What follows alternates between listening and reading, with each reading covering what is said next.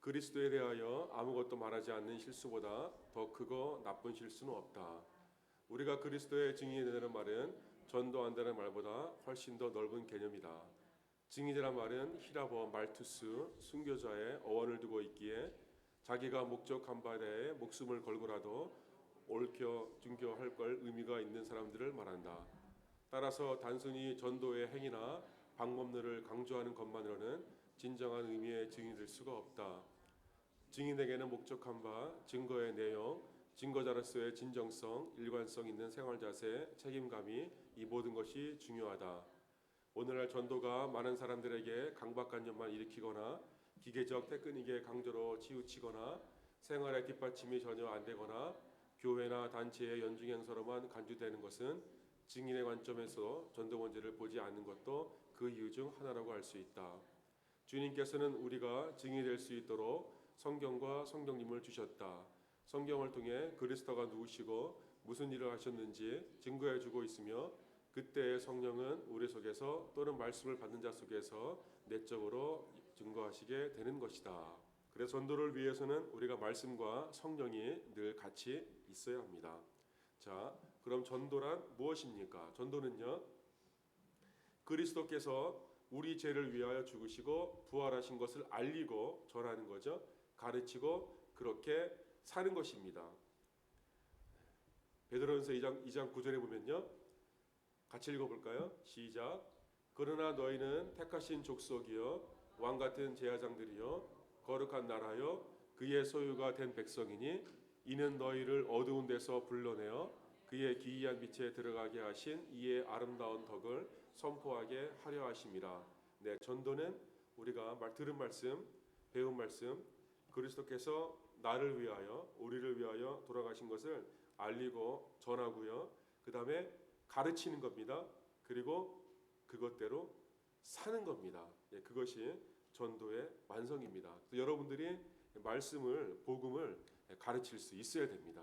그러니까 우리가 제자를 삼는다, 그 얘기는 말씀을 가르치는 겁니다. 여러분들이 이렇게 배운 말씀, 이 책을 다 배우신 다음에 우리가 몇 장 안 남았어요. 3과만 배우면 다 책 끝냅니다. 우리 책 끝나는 날은 우리 같이 뭐 떡이라도 해 먹으면 좋을 것 같네요. 책더리로 해서. 네. 여러분들이 이 책을 제가 이제 책을 다 가지고 계시고요. 그 다음에 제가 다 배우신 분들 또 수혜 잘 나오신 분들한테 지도자용으로 제가 다른 책 하나 드릴 겁니다. 여러분들이 가지고 계셨다가 새로운 우리 교회 또 전도를 받아서 온 영혼들이 있으면 전혀 복음을 모르는 영혼들이 있거든요. 근데 그 영혼들은 예배드리고 신앙생활을 하지만 그들에게 더 깊은 말씀의 교육이 필요합니다. 그것이 바로 제자 삼는 일이죠. 근데 그것은 목사만 하는 게 아닙니다. 여러분, 네, 가서 제자 삼아라 이 명령은 목사에게만 주신 것이 아니에요. 여러분 모두에게 다 주셨는데 여러분이 그럼 뭘 가르칠 거냐? 네, 이 책을 가르치는 겁니다. 그래서 그 1대1 이렇게 만나서 이렇게 짝을 혹시 이렇게 연결이 되면 1대1로 일주일에 한 번씩 만나서 이렇게 다과 나누면서 여러분들 이 책을 한 주씩 쭉 끝내세요. 그러면 16주면 다 공부하게 됩니다. 그러면 일주일 제자 훈련이 끝나고 이제 그때 여러분이 이제 한 제자를 양육해서 제자를 가르치는 겁니다. 그렇게 해서 여러분들이 말씀을 가르치는 그 직분을 감당하시기 바랍니다. 여러분들이 바로 거룩한 백성이고요, 택함 받은 족속이고요, 그리고 왕 같은 제사장이고요, 거룩한 나라이고요. 여러분들은 하나님의 소유입니다.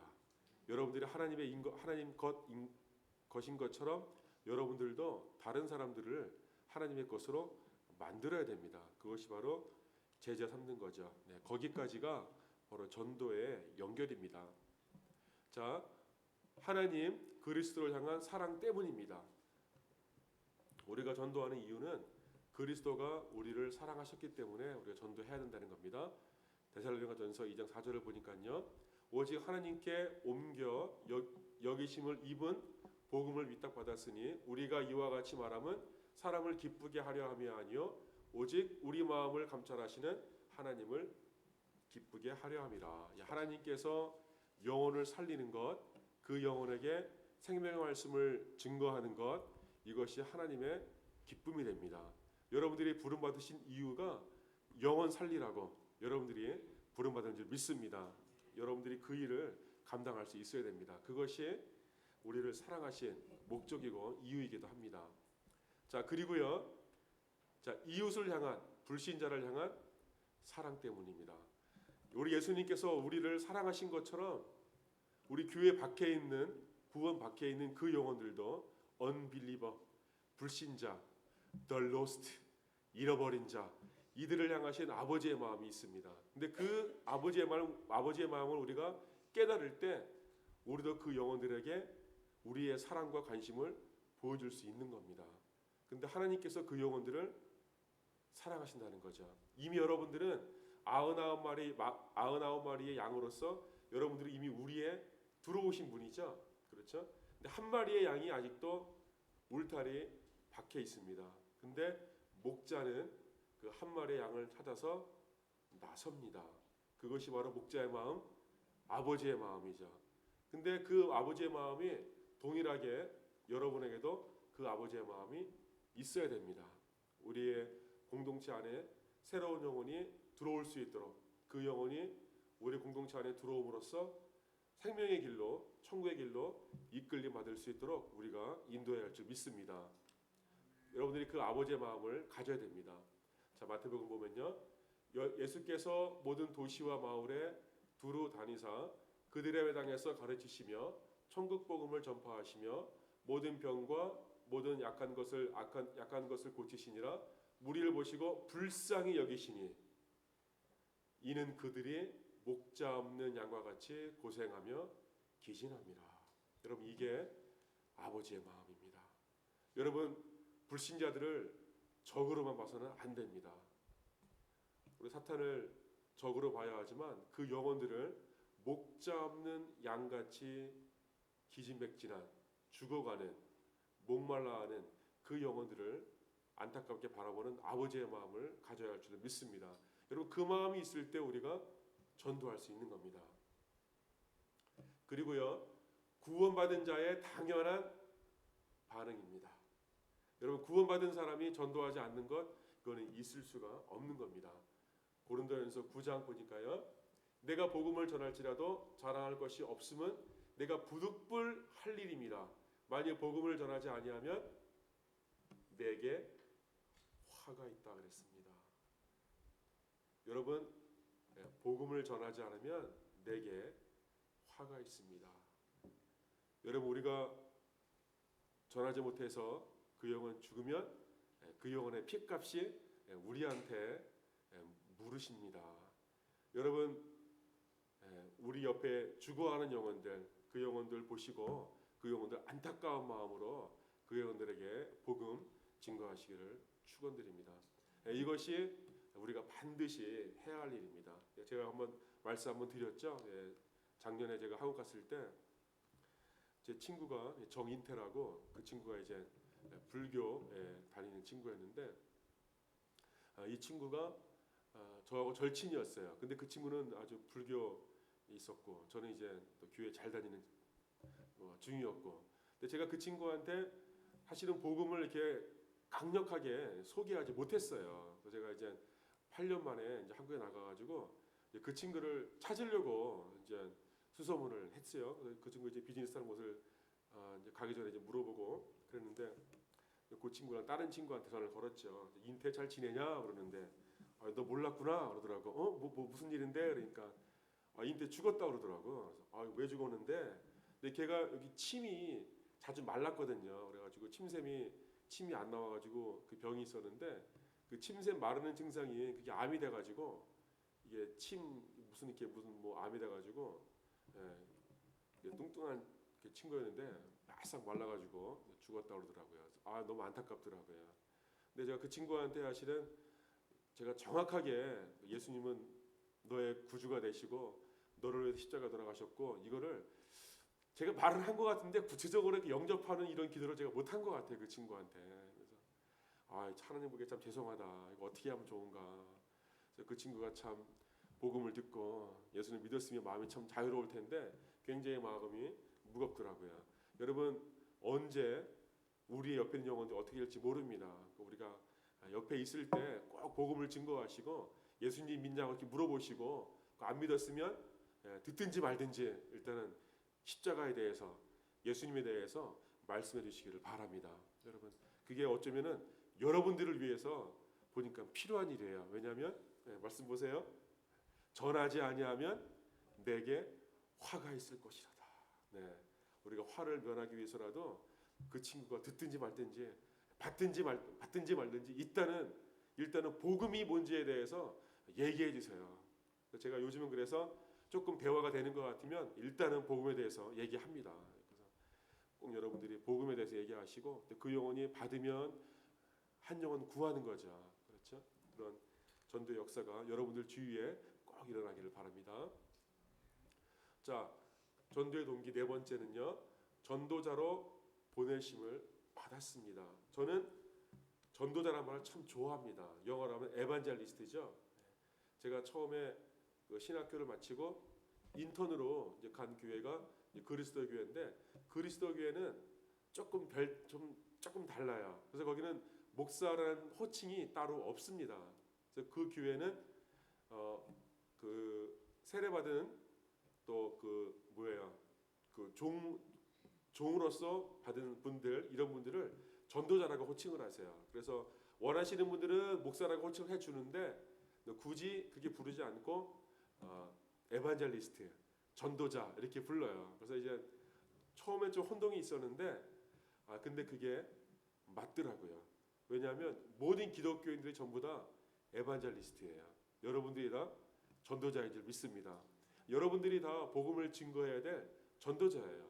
그래서 거기 그 그리스도 교회는 호칭이 전도자님, 전도자님 이렇게 부르는데 목사님은 이렇게 영혼을 케어하고 도와주는 느낌이 강하죠. 패스터 그러면은 그 목자의 개념으로 우리가 많이 생각하게 되는데 셰폴드십 그래서 목자의 마음으로 생각하게 되는데 에반젤리스트 그러면은 복음을 전하는 사람, 증거하는 사람.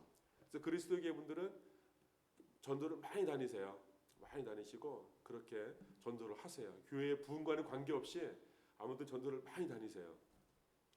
자, 여러분들이 전도자로 부름을 받았습니다. 디모데전서 2장 보니까요. 이를 위하여 내가 전파하는 자와 사도로 세우심을 입은 것은 참말이요 거짓말이 아니니 믿음과 진리 안에서 내가 이방인의 스승이 되었다. 여러분 바울만 스승이 된 게 아닙니다. 여러분이 모두가 다 전도자이고요. 여러분들이 복음이 필요한 그들을 가르쳐서 제자로 삼아야 됩니다.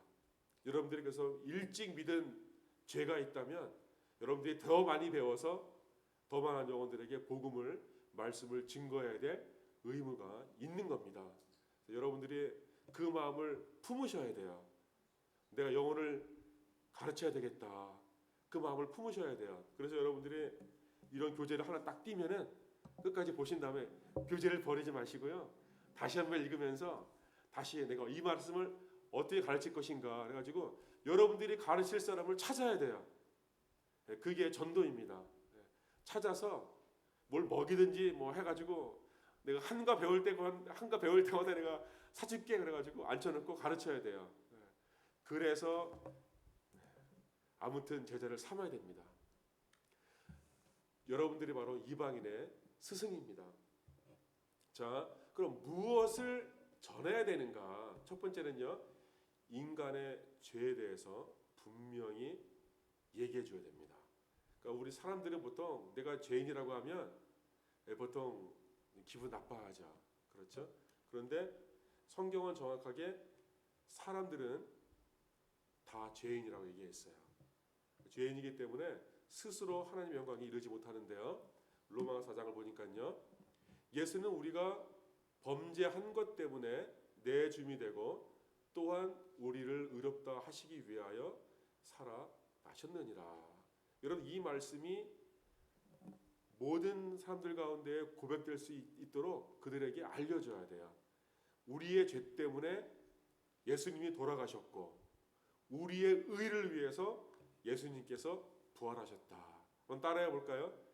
내 죄 때문에 예수님이 돌아가셨고 나의 의를 위해서 예수님이 승천하셨다. 예수님께서 이 땅에 오신 것이 그 두 가지예요. 십자가에 돌아가셨죠. 승천하셨죠. 우리가 죄인 되었을 때 오셔서 우리를 의인으로 만들어 주셨어요. 그렇죠? 그래서 우리가 신학적인 용어로 그걸 칭의라고 하죠. 우리가 완전한 의인은 아니에요. 그렇지만 하나님께서 우리를 의인이라고 삼아 주셨어요. 너희는 의인이야라고 일컬어 주셨어요. 우리가 이 땅에 있는 동안에 우리는 여전히 죄인이에요. 죄인이지만 하나님께서는 예수님을 믿는 순간부터 우리를 죄인으로 보지 않으세요. 그래서 우리의 의를 위해서 예수님께서 승천하셨기 때문에 그런 거죠. 근데 이것을요 알려줘야 돼요. 예수님이 왜 오셨는지, 왜 하늘나라에 가셔서 우리를 기다리고 있는지 정확히 알려주시는 것이 바로 복음입니다. 이걸 증거해야 한다는 거예요. 그 다음에요, 십자가와 부활을 전해야 합니다. 내가 받은 것을 먼저 너희에게 전하였노니 이는 성경대로 그리스도께서 우리 죄를 위하여 죽으시고 장사 지난 바 되었다가 성경대로 사흘 만에 다시 살아나사. 복음은 간단하죠. 예수님께서 당신을 위해서 돌아가셨습니다. 그리고 당신을 위해서 살아나셨습니다. 이 두 가지, 십자가의 죽음과 승천하심, 부활하심을 증거할 수 있으면 그것이 복음의 처음과 끝입니다. 근데 여러분들이 보세요. 바울이 내가 받은 것을 먼저 너희에게 전하였으니, 여러분들이 먼저 구원받고 말씀을 배웠잖아요. 그렇죠? 먼저 믿은 자들의 의무가 있는 건데요. 그것은 전하는 거예요. 알려주는 거예요. 가르치는 거예요. 그러기 위해서 이 표현, 이 그리스도 사랑을 여러분들이 알려줘야 한다는 겁니다. 자, 이러한 모순된 인간, 죄인이죠. 우리의 인간을 사랑하신 하나님의 사랑, 십자가와 부활을 얘기해주고 있죠. 그것을 받아들이는 결단을 우리가 계속 얘기해야 돼요. 우리가 한때 그 전도가 마치 교회를 나와야만, 교회를 데리고 나와야만 되는 것으로 사실은 좀 곡해했었어요. 근데 사실은 우리가 구원의 과정을 보면은 교회 안에 있는 것이 맞아요. 그렇지만 우리가 구원의 시작을 위해서는 먼저 교회에 나오라고 하기보다는 복음이 뭔지, 구원이 뭔지 그것을 설명해 주는 게 필요합니다. 그것이 이해가 되고 마음에 받아들이고 또 구원의 확신이 되면 그 다음에 어떻게 할 거냐, so what 하고 물어봤을 때, 그러면 우리 구원은 이제 완성된 게 아니라 시작이다. 우리가 교회 안에 들어옴으로써 교회 생활을 하면서 구원을 이루어가야 한다. 그럴 때 교회를 초청하는 거예요. 근데 우리가 먼저 교회를 초청하려고 전도하는 것은 잘못된 거죠. 자, 사도행전을 보면요, 또 모세의 율법으로 너희가 의롭다 하심을 얻지 못하던 모든 일에도 이 사람을 힘입어 믿는 자마다 의롭다 하심을 얻은 이것이라. 예수님을 힘입어서 의롭다 되었는데 그 복음을 우리가 증거해야 한다는 겁니다. 그리고요, 성령의 인물들은 누구를 전하였는가? 사도행전 9장을 보니까요, 즉시로 각 회당에서 예수가 하나님의 아들이심을 전파하니 그 다음에 사울은 힘을 더 얻어 예수를 그리스도라 증언하여 다메섹에 사는 유대인들을 당혹해 하니라. 바울이 이름 바뀌기 전에 사울이었을 때 다메섹으로 가는 그 길에서 예수님을 만나죠. 그리고 그가 이제 눈이 멀었습니다. 눈이 떠진 다음에 바울의 첫 번째 한 일이 무엇이냐 하면 저겁니다. 즉시로 눈이 보이기 시작하니까 즉시로 각 회당에서, 회당은 어디죠? 회당은 유대인들이 모였던 예배 처소입니다. 회당으로 갔어요. 그리고 거기서 예수가 하나님이심을 증거했습니다. 여러분, 그 전까지는 사울이었을 때는 유대인 중에 유대인으로서 예수 믿는 사람을 죽이려고 했던 사람이었어요. 근데 그가 예수님을 만난 즉시로 유대인이 있는 회당에 가서 예수가 하나님 아들이심을 증거한 겁니다. 여러분, 성령의 충만한 사람, 성령을 받은 사람, 성령으로 변화된 사람이 증거해야 될 첫 번째, 예수님이 하나님의 아들이십니다. 예수님이 당신을 위해서 이 땅에 오셨습니다. 이것을 증거해야 된다는 겁니다. 여러분 꼭 기억하시기 바랍니다. 자, 그럼 우리가 전도를 하기 위해서는요, 전도의 법칙이 있어요. 자, 보세요. 성경 말씀을 똑똑히 인용해야 됩니다. 정확하게 인용해야 되고요. 미리 우리가 뭐 사역이나 또 전도를 하기 위해서 필요한 많은 교재가 있어요. 그렇죠? 그러니까 우리가 전도 폭발도 있고요. 또 뭐 그 다림줄이라는 전도 훈련도 있고요. 여러 가지가 많이 있어요. 우리가 나중에 기회가 되면 전도하는 방법에 대해서 우리가 한번 훈련을 받고 여러분들이 복음을 증거하기 위해서 어떤 자료를 가지고 가르쳐야 되는지 그런 노력이 필요합니다. 자, 그리고요. 자신감을 가지고요. 성령의 도우심으로 말씀을 증거할 수 있어야 됩니다. 그리고 복음을 명확하게 알고 전해야 됩니다. 꼭 필요한 질문 외에는 모든 질문에 대해서 대답하는 것은 차후로 이렇게 미루는 것이 중요합니다. 왜냐하면 우리가 질문에 대답하는 상담이 아니고 내가 복음을 일방적으로 증거해야 될 시간에는 주저하지 마시고 그냥 복음에 대해서 쭉 증거를 하세요. 쭉 증거하고 그리고 나서 복음의 마음이 탁 부딪히면 그 다음에 이제 질문들을 차근차근 하면 되죠. 우리가 신앙생활 많이 해도 오랫동안 해도 우리가 질문이 사실 끊어지지 않습니다. 모든 게 다 질문이고 모든 게 다 궁금하죠. 그런데 복음을 받는 것이 복음을 다 듣는 것이 중요한 겁니다. 여러분들이 꼭 복음을 증거할 수 있는 테크닉을 꼭 하나씩 개인적으로 가지고 계셔야 됩니다. 저는 개인적으로 글씨 없는 책이라는 그 전도 책자가 있어요. 여러분들 보셨을 거예요.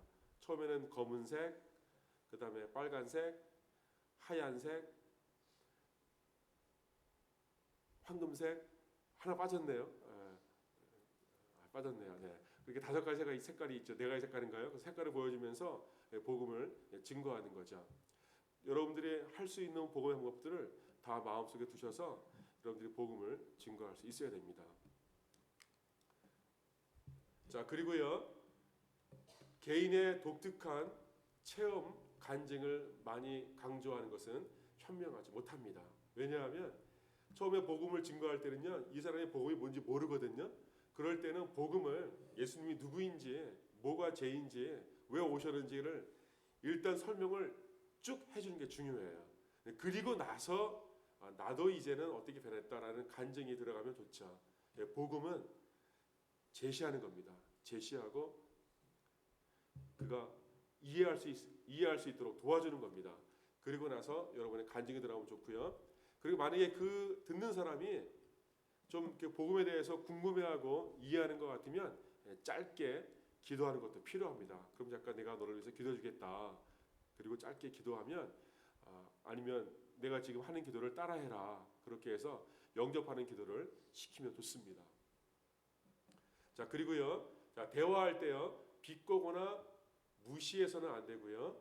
솔직히 아는 것만 얘기하는 것이 필요합니다. 과장되게 없는 말 이렇게 만들지 마시고 상대방이 나를 좀 어려운 질문을 한다고 해서 너 그런 질문하면은 너 뭐 저주받아, 뭐 지옥 가, 뭐 이런 얘기 하면 안 되죠. 제가 처음에 신앙생활 처음에 하게 됐는데 이제 고등학교 처음 이제 1학년 들어가서 이제 제가 중학교 3학년 때 겨울 방학 때 그때 복음을 받고 이제 변화됐으니까 그래가지고 고등학교 1학년 때 처음 들어가서 이 전도에 대한 부담감이 크게 와닿았어요. 친구들한테 이제 막 만나면 복음을 얘기하고 막 다니는데 한 친구가 이름도 안 잊어먹어요. 이름이 배장수였어요. 근데 이 친구가 공부 참 잘하는 친구였어요. 이름이 웃기잖아요. 배장수. 저는 조철수. 그러니까 서로 막 놀리면서 막 장수야 철수야 막 이러면서 놀리면서 그러던 친구인데 이 친구한테 제가 복음을 꼭 증거하면 좋겠더라고요. 그래서 제가 이제 얘기를 했어요. 예수님 어떤 분이고 쭉 증거했어요. 근데 이 친구가 너무 질문이 많은 거예요. 그래서 예수님이 왜 널 위해 돌아가셨는데? 아니 그게 아니고 나를 사랑하셨기 때문에 돌아가신 거라니까. 그런데 아니 왜 하필 십자가 죽으셨는데? 여러 가지 증거도 많은데 그 당시 뭐 단지도 있고 목마다 죽은 것도 있고 많은데 왜 십자가 돌아가셨는데? 그러면 아니 그때 십자가에 돌아가신 거야. 그래서 나중에 막 화가 나는 거예요. 막 화가 나가지고 말할 수가 없는 거예요. 근데 이 친구가 질문을 너무 교묘하게 하는 거예요. 설명할 수 없게끔. 제가 나중에는 저주를 했다니까요. 그래서 너 자꾸 그런 질문 하면 안 돼. 너 가다가 넘어져. 막 이러면서 무슨 일 당해. 그런 질문 하는 게 아니야. 막 이러면서. 근데 정말 그 친구한테는 궁금했는지 모르지만 그렇게 질문을 하니까 제가 정말 할 말이 없더라고요. 그래서 왜 십자가를 지셨는데? 그러면 뭐 단두대도 있고 뭐 제가 그 질문 잊어먹지도 않아요. 지금도요. 그래서 왜 목마다 죽지 않고 왜 십자가 돌아가셨어? 그러면 글쎄 그거밖에 없었을까? 저도 막 처음이니까 그런 게 휘말리면 안 되고 일단은 그냥 모른 척하고 그냥 쭉 얘기해 주는 게 필요합니다. 자, 그리고서는요, 거기서 끝나면 안 돼요. 그리고요, 영접하고 그 사람이 복음을 이렇게 마음속에 이렇게 받는 것 같으면 꼭 교회로 데리고 와야 됩니다. 그래서 우리가 여기서 또 잘못 이해하면 안 되는데요. 네. 복음을 접한 사람이 예수님을 믿은 사람이 교회에 안 나올 수 있습니다. 안 나오는 분들이 자기는 구원받았다, 예수님 만났다 이런 분들 계시고 심지어는 성경을 읽고 있다 이런 분들 계시고요. 또 심지어는 TV로 인터넷으로 예배를 드리고 있다 이런 분들 계세요. 네. 근데 그런 분들이 계실 때 그런 분들이 구원을 받았는가 이렇게 물어보면 여러분들이 구원이 없다고 얘기해야 됩니다. 왜냐하면 그분이 구원의 시작은 있었지요. 예수님의 믿고 복음을 통해서 구원이 들어왔지만 그분이 교회 안에 지체를 이루지 않으면 예수님 몸 안에 들어온 게 아니거든요. 아직이요. 아직은 우리가 그분이 그렇게 예배를 드린다고 해도 우리가 확신할 수가 없는 겁니다. 그분의 믿음이 어떨지 모르지만 자기 확신이 자기가 갖고 있는 어떤 그 종교적인 표현이 구원받았다고 자기를 오해하게 만들 수 있거든요. 그렇지만 정확하게 예수님은 구원받은 백성이 주의 몸을 이루어서 교회 가운데 있을 때 완전한 구원을 이루어갈 줄 믿습니다. 여러분, 구원은요, 복음을 듣고 구원이 이루어지지만 분명히 한순간에 구원이 이루어지지만 그 다음부터는요, 구원의 과정을 계속 걸어가야 됩니다. 사도 바울도 내가 날마다 구원을 이루기 위하여 나를 친다고 했거든요. 구원은 이루어 가는 겁니다. 구원을 이루어 갈 때 그 가운데 구원이 우리 가운데 완성되어져 가는 건데요. 그분이 교회 몸에 있지 않을 때 그분이 구원 받았는지 안 받았는지 나도 알 수 없고 그분 스스로도 알 수가 없는 겁니다. 왜냐하면 그분이 지금 올바른 구원의 길로 가지 않고 있기 때문에 그분이 예수 만난 그 구원이 참된 구원인가 나도 모르고 그분도 모릅니다. 죽어서 천국에 가봐야 알 수 있는 겁니다. 정확한 것은요, 우리가 날마다 구원을 이루어 가야 됩니다. 구원을 이루어 가는 길은요, 주의 몸 안으로 들어오는 겁니다. 주의 몸을 이룰 때 구원이 있습니다. 예수님께서 왜 이 땅에 오셔서 돌아가셔서 왜 반석이 되시고 그 위에 교회를 세우셨나요? 여러분, 우리가 교회 예수님 몸의 한 지체가 되었을 때 그때 비로소 구원이 이루어지는 줄 믿습니다. 우리가 때로는 방탕하고 힘들고 교회를 떠날 수 있고요. 예배를 못 드릴 수 있어요. 그럼에도 불구하고 내가 교회 안에 머물러 있어야 됩니다. 예배를 빠질 수도 있고요. 또 봉사 안 할 수도 있고요. 그럴 수 있어요. 그럼에도 불구하고 공동체 안에 들어와 있어야 됩니다. 그래서 어떻게 하든지 예배 가운데 또 공동체 안에 머물러 있을 때 그럴 때 진정한 구원의 이루어오는 과정 가운데 있는 줄 믿습니다. 저는 그래서 다른 분이 교회에 안 나오면서 인터넷 예배 드린다, 그거는 땡입니다. 왜냐하면 우리 지난주에 성찬을 했지만 사실은 모든 예배 가운데 사실은 우리 보이지 않는 말씀, 우리가 보이지 않는 말씀이 있듯이 우리가 보이는 말씀으로 성찬이 있는데요. 이 두 가지가 같이 있을 때 온전한 신앙이, 온전한 구원이 이루어지는 겁니다. 그래서 그 말씀이 우리 가운데 실현될 때, 이루어질 때 그것이 구원의 완성이 되는 겁니다.